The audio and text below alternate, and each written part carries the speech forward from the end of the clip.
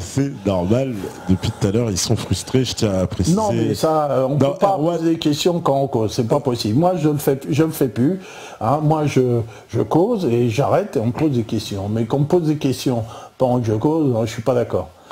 Parce que Erwan, il demandait si on allait faire tout le temps la formule. Non, on ne change pas la formule, c'est exceptionnel. Bon, vas-y, j'écoute et je vais répondre. Alors déjà, on nous dit, on nous demande, alors bon, il y a pas mal de questions sur le fait que, est-ce que la science, alors attends, je vais retrouver parce que il y a tellement de questions et de trolls en même temps.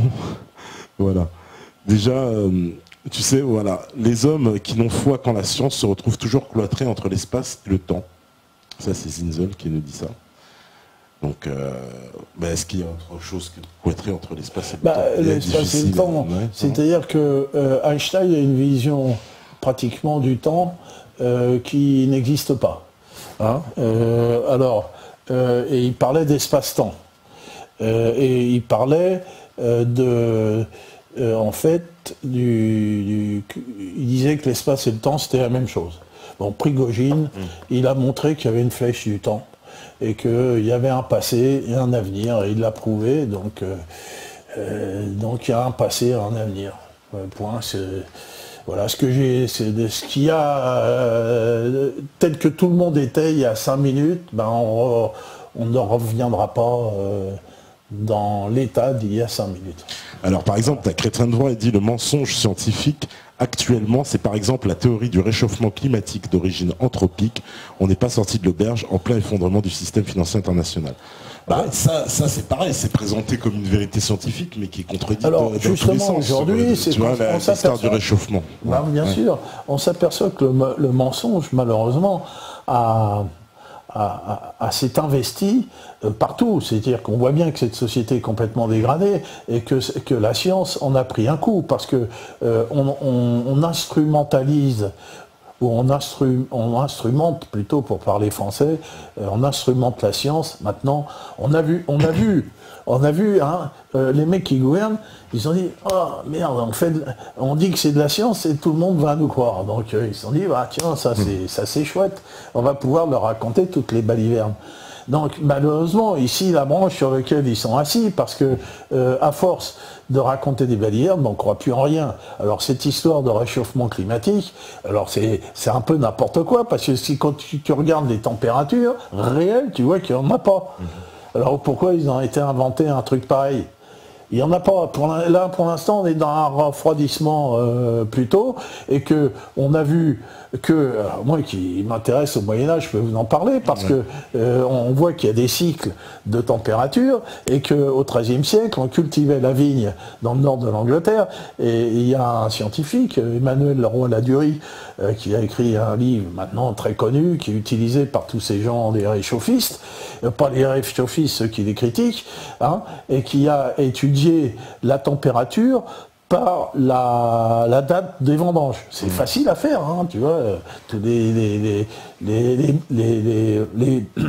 vignerons, ils disent, voilà, je vais vendanger telle date, telle date, telle date, telle date, c'est consigné dans des livres, et qu'il a été retrouvé tout ça, et il a vu que au XIIIe siècle, on vendangeait beaucoup plus tôt que maintenant, et qu'il a vu, selon les dates de vendange, des variations, et que tout le monde connaît que pendant il y a 30 000 ans, il y avait une période glaciaire, que les glaciers étaient descendus pratiquement au niveau de la Garonne.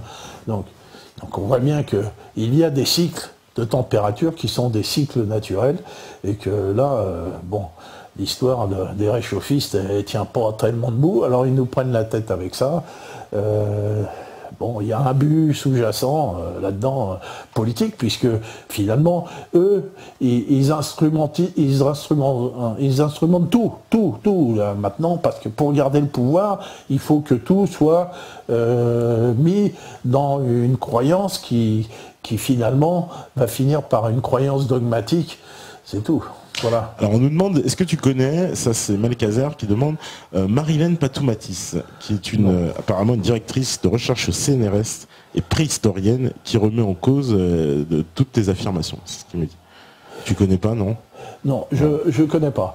Alors là, on parle, n'importe qui peut tout remettre en cause. Ce que j'ai exposé, c'est la connaissance sociale, c'est-à-dire la connaissance communément admise. Ouais. Ça ne veut pas dire que certains, tout seuls, peuvent dire « Ah ben non, c'est pas vrai ». Bon, maintenant, elle a à faire la preuve que ce qu'elle avance, c'est vrai, et pas seulement faire la preuve elle-même, mais c'est que d'autres puissent faire les mêmes expériences, puisque la science, c'est l'expérimentation et la reproductibilité. Alors, s'il se trouve dans un congrès qu'il y ait 150 paléontologues qui disent la même chose qu'elle, bah, on serait plus porté à croire que ce qu'elle dit tout seul, ce qui ne veut pas dire ce qu'elle dit est forcément faux, quoi. Alors, il y a une super question. Il y a quelqu'un qui nous dit, par rapport, d'où vient la limitation du développement du savoir, par exemple, excepté financier, alors que le savoir est censé être à la disposition de tout le monde. Et c'est vrai qu'il y a des parties de savoir qui sont conservées, qu'on ne met pas à disposition.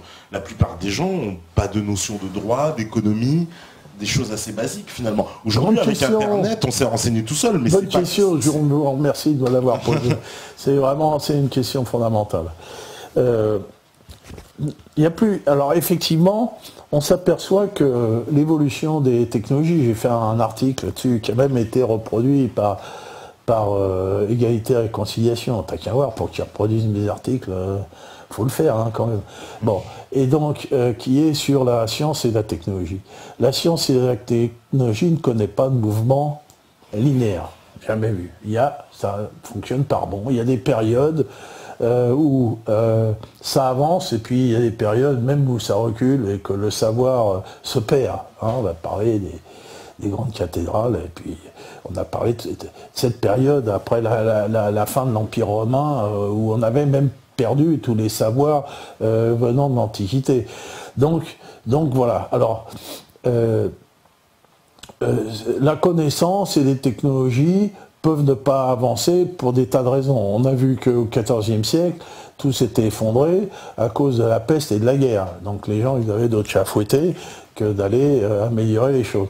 Et que, alors aujourd'hui, bien évidemment, aujourd'hui, on assiste à un arrêt quasiment du développement des sciences et des technologies, pour des raisons qui sont parfaitement descriptives et qu'on a pu décrire quand on a fait une description de la finance. On a vu par exemple des grandes avancées, une des plus grandes avancées de la science et de la technologie, c'est la fin du 19e siècle. Là, on a vu qu'en 30 ans, on avait tout inventé. La radio, la bagnole, l'avion, etc. Ma grand-mère, elle est née en 1887, il n'y avait pas d'automobile, il n'y avait pas d'avion. Quand elle est morte en 1978, on avait marché sur la Lune. Mort de rire. Mais bon, on a dit qu'on avait marché sur la Lune. Mais bon, il y avait au moins des fusées, il y avait des avions, il y avait des tas de trucs. Donc ma grand-mère a connu un bouleversement technologique que moi j'ai pas connu, parce que quand je suis né, il y avait des voitures, des frigos, des bagnoles, c'était les mêmes que maintenant. Il n'y a pas grand-chose. On a dit qu'il y avait des ordinateurs, mais c'était des gros trucs. Là, tous, on a réussi à les réduire. Pendant ce temps, on a inventé le laser, c'est pas grand-chose, quoi. Voilà. Il n'y a pas eu de grandes inventions qui ont été faites dans la dernière partie du XXe siècle et maintenant. Si tu compares à tout ce qui a été inventé au 19e siècle. Tu veux dire qu'en fait, c'est juste une évolution de ce qui a déjà été inventé, mais il n'y a rien eu de... Voilà, c'est de la technologie, mais il n'y a pas des grands principes scientifiques. Internet, quand même. Internet, c'est quoi? C'est qu'une technologie. C'est qu'on a connecté des ordinateurs en utilisant le téléphone. Le téléphone, c'est belle. Je ne sais pas en quelle année... Ça nous ramène au 19e siècle, le téléphone. C'est-à-dire que le télégraphe, tu passais des bits au télégraphe. Là, c'est pareil. Tu passes des bits, mais tu les passes plus vite, quoi. C'est tout. C'est vrai que c'est une espèce de télégraphe plus rapide. Et donc, on sait qu'aujourd'hui, la science et la technologie n'avancent pas parce qu'on ne met pas d'argent. Pourquoi on ne met pas d'argent? Parce que c'est plus simple de gagner du pognon en plaçant sur des plateformes financière en spéculant sur les matières premières, hein, là tu gagnes beaucoup de fric, hein, c'est même énorme. Hein, tu vas mettre 100 millions, il faut mettre 100 millions, si tu n'as pas 100 millions, tu ne vas pas rentrer, on va dire non. Alors si tu as 100 millions, hein, tu vas les mettre et en 2 mois tu vas en avoir 300, quoi. C'est à peu près ça. Voilà. Et donc les gens qui ont 100 millions et qui ont fait par le passé de l'argent avec de l'industrie, se disent, bah non, je ne vais pas m'emmerder avec ça, avec des employés, des gens qui vont faire la grève, qui vont m'emmerder. Non, voilà. Donc la science et la technologie est donc stagnante. Et en plus, il y a des aspects politiques. On sait très bien, tu as eu Petit, c'est Jean-Pierre Petit, il vous a parlé d'énergie libre. Et moi, j'aurais pu, d'ailleurs, j'aurais bien aimé le rencontrer. Et j'ai fait un article sur les technologies en déshérence. Hein, donc il y en a beaucoup, c'est Jean-Pierre Petit qui les a décrites. Il y a des tas de technologies aujourd'hui qui sont prouvées, qui ont des brevets, mais qui sont laissés de côté. Et tout ce qui concerne l'énergie libre, parce que, évidemment, il faut acheter du pétrole, parce que tout le système financier aujourd'hui est basé sur le pétrole. T'enlèves le pétrole, t'as plus les États-Unis, t'as déjà un pays qui disparaît. Tu vois, d'emblée, si tu enlèves le pétrole et le dollar. Donc, tu vois, ils sont foutus. Ils vont plus pouvoir envoyer leurs snipers en Ukraine. Leurs snipers en Ukraine, ils ont des petites ailes dans le dos. Là, en ce moment, ils sont pas montés au ciel, ils sont plutôt là-bas en enfer. Mais bon, et on voit bien que la science et la technologie, elle est liée aussi à l'intérêt que ça peut en avoir. Je donne encore un exemple rapide. Pendant l'Antiquité, il y avait des gens qui pensaient, mais la technologie était très peu développée. Pourquoi ? Parce qu'il y avait des esclaves. Donc on disait, pour moudre le blé, t'as un mec qui tourne, et puis voilà. Donc t'avais la main-d'œuvre humaine, et donc la société antique était basée sur la guerre. Les Romains faisaient la guerre pour ramener les esclaves, pour faire bosser les esclaves dans les champs. C'était ça l'activité. Tandis que à partir de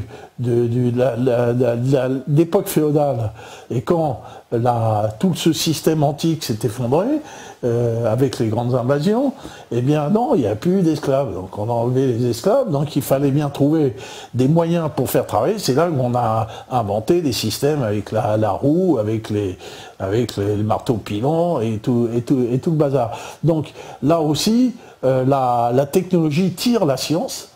Et la technologie, elle est utilisée si on en a besoin, en fait. Hein.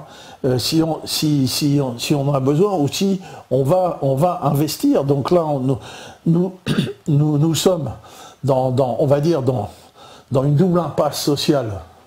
Alors, on parlait tout à l'heure de l'embranchement et du 11 septembre.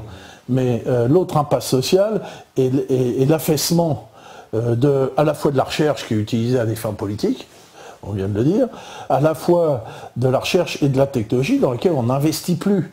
Hein, aujourd'hui, les voitures devraient voler, il ne devrait plus y avoir de pneus. Moi, quand j'avais 15-16 ans, je pensais que là, à notre époque, les voitures n'auraient plus de pneus. C'est pas possible qu'elles aient des pneus, que la bagnole d'aujourd'hui, c'est la même que la voiture d'il y a plus de 100 ans, c'est la même. Elle n'a pas changé.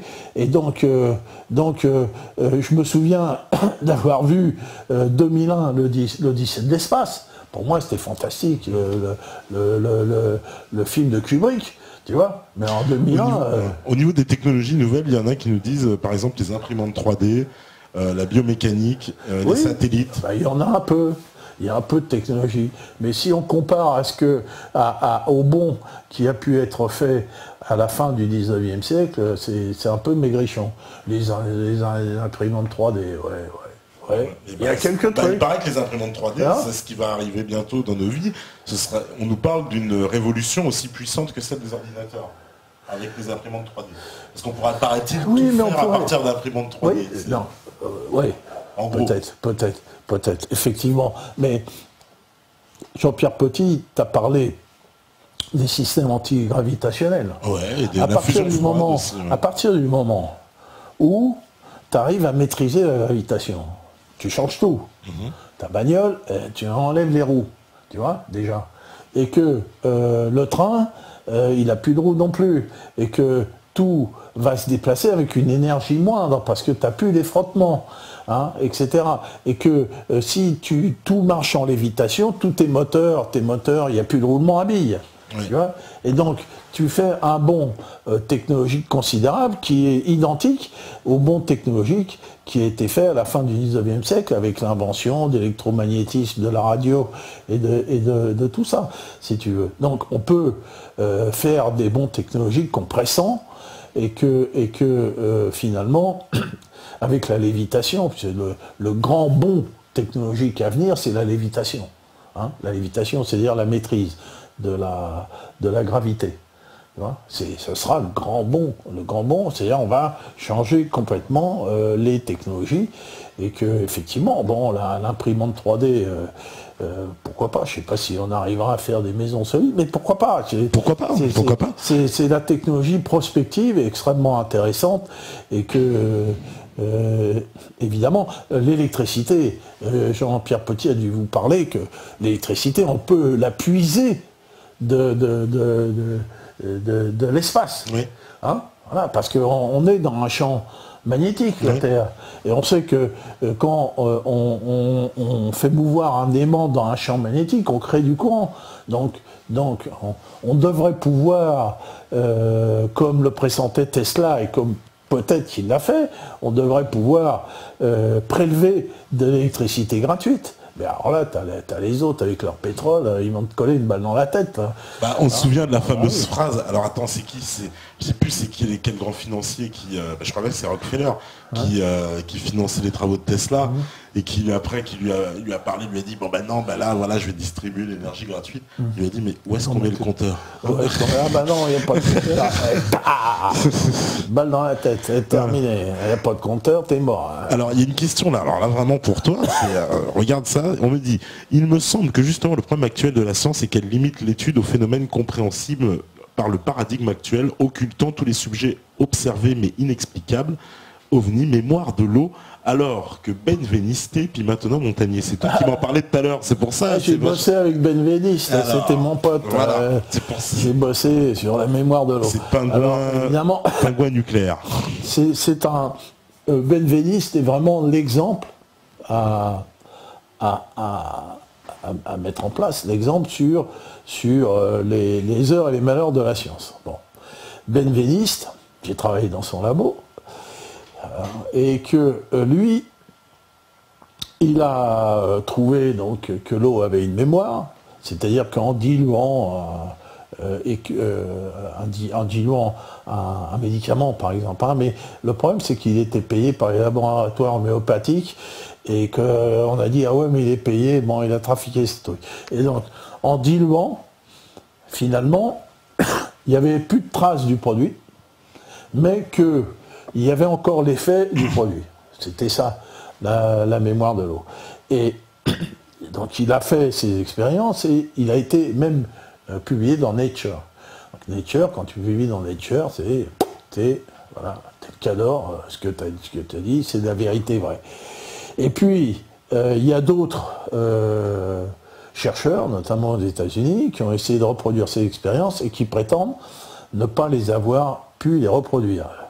Et donc, à ce moment-là, on a dit Benveniste, c'est un escroc. Voilà, c'est que la science, c'est la reproductibilité. Alors pourquoi on n'a pas pu reproduire les expériences de Benveniste, je ne saurais le dire, parce que c'est justement à l'époque où j'ai quitté le CNRS, et que j'ai quitté le CNRS parce que c'était des enfoirés, et qu'ils me piquaient mes travaux, et qu'ils publiaient derrière mon dos. Donc moi j'ai dit, écoutez, j'ai d'autres chats à fouetter que de bosser pour vous. Donc voilà. Et donc j'ai quitté tout ça, j'ai quitté Benveniste et tout ce bazar. Mais voilà. L'histoire de Benveniste, c'est que, soi-disant, personne n'a pu reproduire ses travaux. Reproduire ses expériences. Alors justement, il y a une question super intéressante de vérité qui nous demande, la technologie a-t-elle une limite?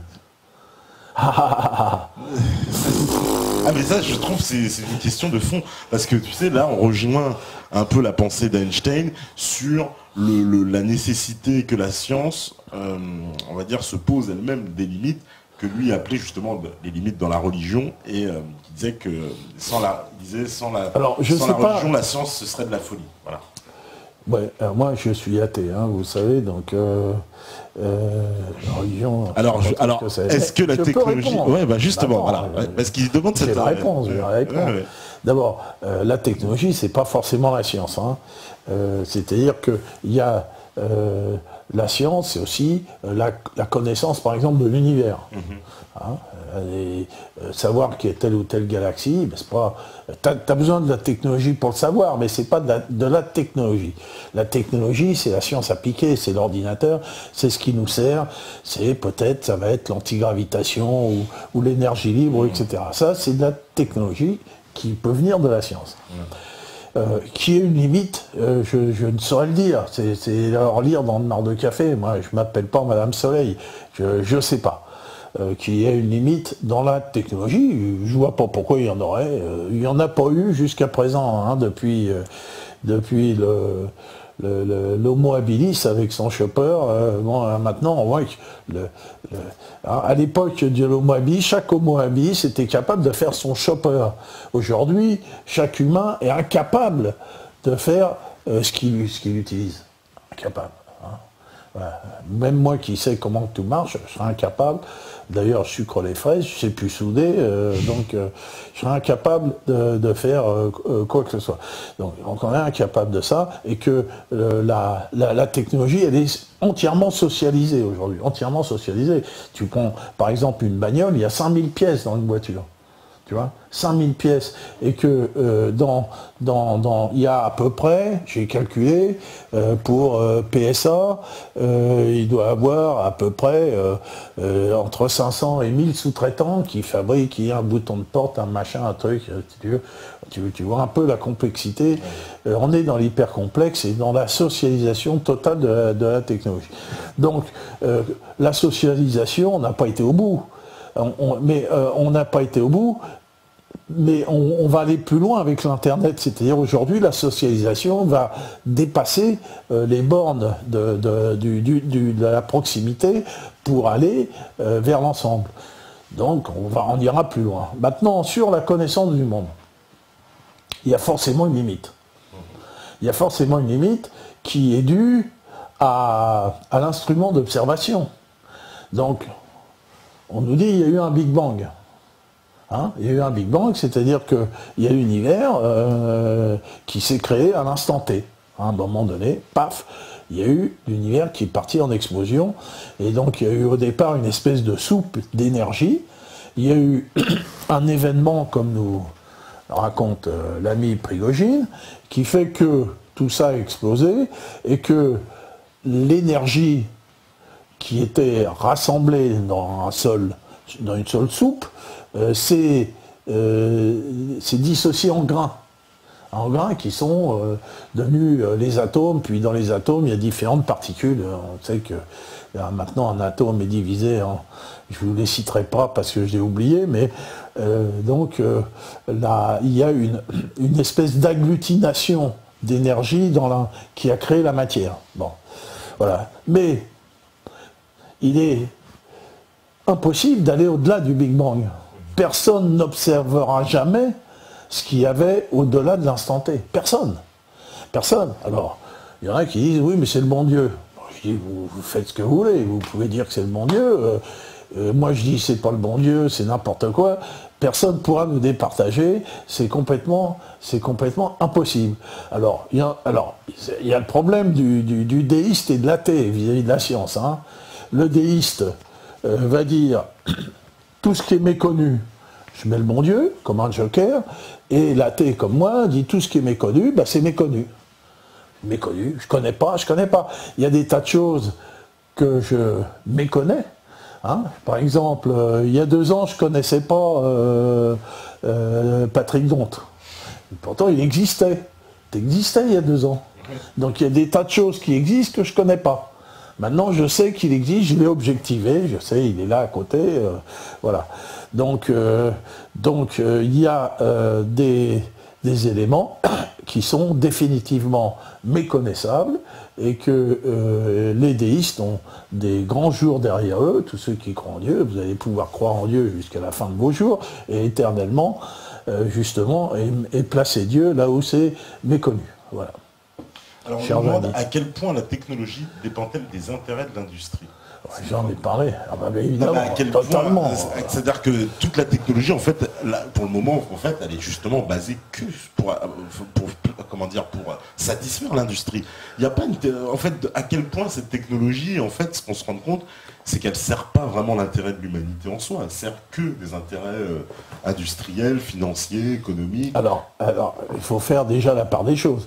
Il y a les intérêts de l'industrie et l'intérêt de la finance. Là, justement, on pleure parce qu'il y a de moins en moins d'industrie et que les financiers, eux, préfèrent investir dans la finance, on a vu, plutôt que dans l'industrie, et c'est pour ça qu'il y a une décroissance et que même il y a des idéologues malthusiens qui vont mettre en avant la décroissance pour dire tout ça, l'industrie c'est des conneries, il ne faut plus en faire, il faut revenir à l'âge de pierre, parce que finalement eux de leur côté ils vont continuer à jouer en bourse et à machin.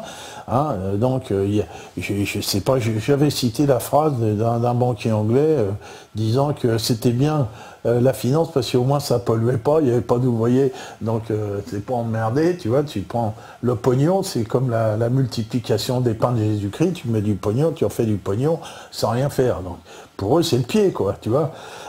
Bon, mais l'industrie, elle, si tu veux, elle produit des produits consommables. Alors je sais bien, il y en a plein qui vont hurler, mais la consommation fait avancer l'industrie, fait avancer l'humanité, et que aujourd'hui, l'espérance de vie des gens a quand même été multipliée, je parle dans les pays industriels justement, et que, y compris, moi je sors d'un cancer. Mais par contre, il n'est pas démontré que dans certains pays non industriels, on vive moins longtemps. Ça aussi, c'est un paradigme.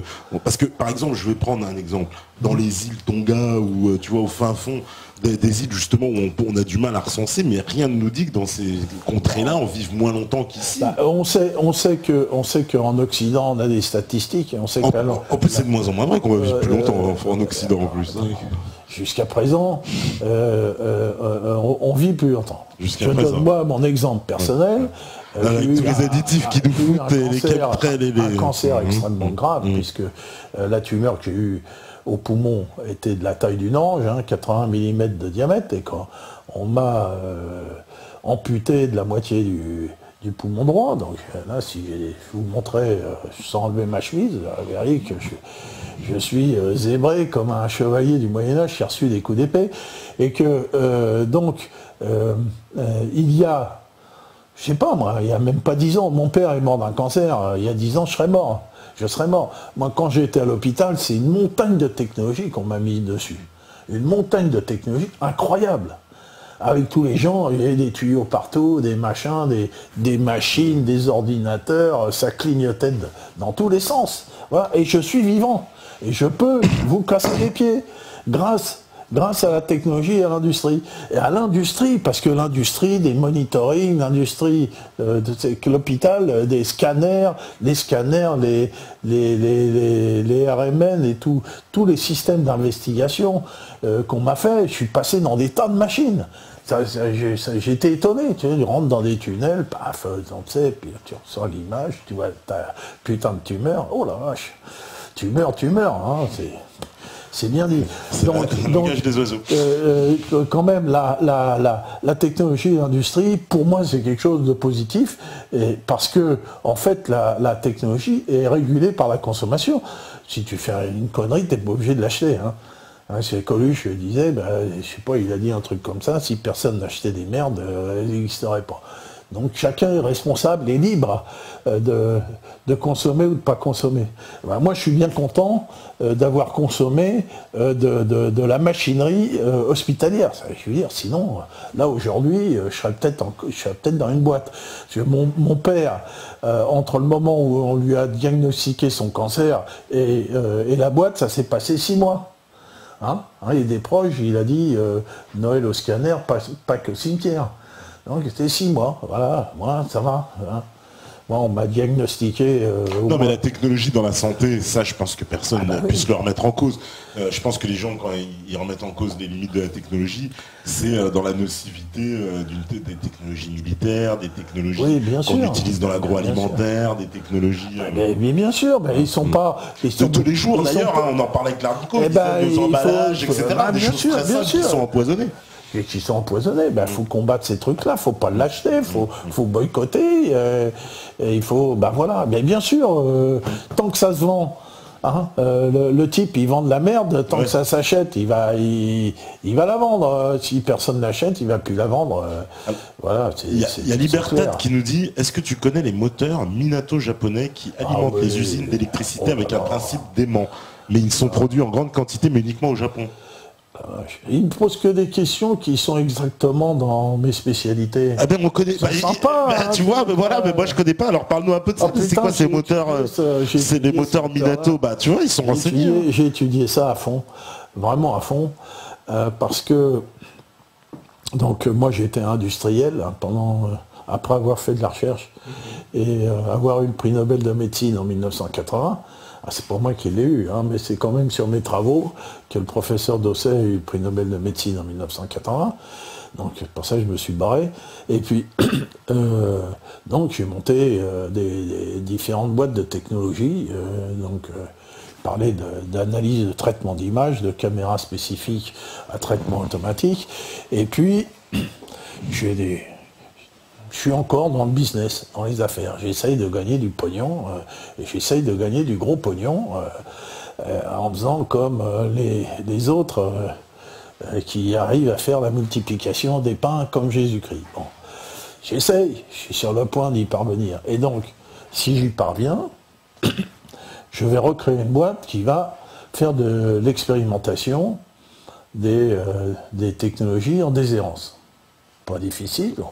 Il suffit de prendre des brevets, il y en a partout, et de reprendre reproductibilité et de refaire ça. Donc à un moment donné, à la fin de mon entreprise, j'ai essayé de travailler sur la répulsion magnétique, comme fonctionne le moteur Minato. D'ailleurs, j'aurais pu vous amener des aimants, j'en ai chez moi. Donc c'est simple, un moteur, ça fonctionne par attraction magnétique. Et on voit que pour qu'il y ait attraction magnétique, il faut que les distances entre les deux pôles différents, nord et sud d'un aimant, soient proches. À ce moment-là, paf, ça se rapproche. Et donc, tu fais un moteur en décalant, si tu veux, le pôle, en faisant tourner le pôle de l'aimant. Alors, c'est un moteur à aimant permanent. Bon, il y a différents types de moteurs. Si on prend le moteur à aimant permanent, tu vas décaler le pôle et faire tourner le moteur. Mais ton rotor va tourner par attraction du pôle du stator qui va se décaler. Tu as le rotor et tu as le stator. Voilà. Donc ça, c'est le moteur classique, dit moteur synchrone ou moteur pas à pas. Bon. Minato, lui, il se base sur un autre principe. Si on prend deux aimants, non pas d'un pôle différent qui va s'attirer nord-sud, mais d'un pôle identique, nord-nord, à ce moment-là, il y a répulsion. Et donc, il suffit de faire l'expérience, vous prenez deux aimants, vous les mettez sur des roulettes, et quand vous les rapprochez, vous les lâchez, ils vont aller plus loin. C'est-à-dire ils vont faire un travail, ce qu'on appelle un travail en termes de physique, c'est-à-dire la masse multipliée par la distance qui a été faite, on appelle ça un travail, qui a la forme W, et donc évidemment que le travail qui est fait par répulsion est plus important que le travail qui est fait par attraction.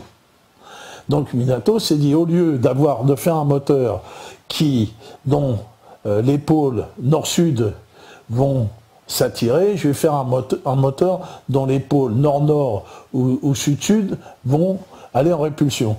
Donc il a mis ces pôles en biais, et finalement, alors c'est un peu compliqué, parce que quand on rentre dans un champ dans un champ magnétique, évidemment il y a une répulsion, et bon, alors il faut juste couper le champ.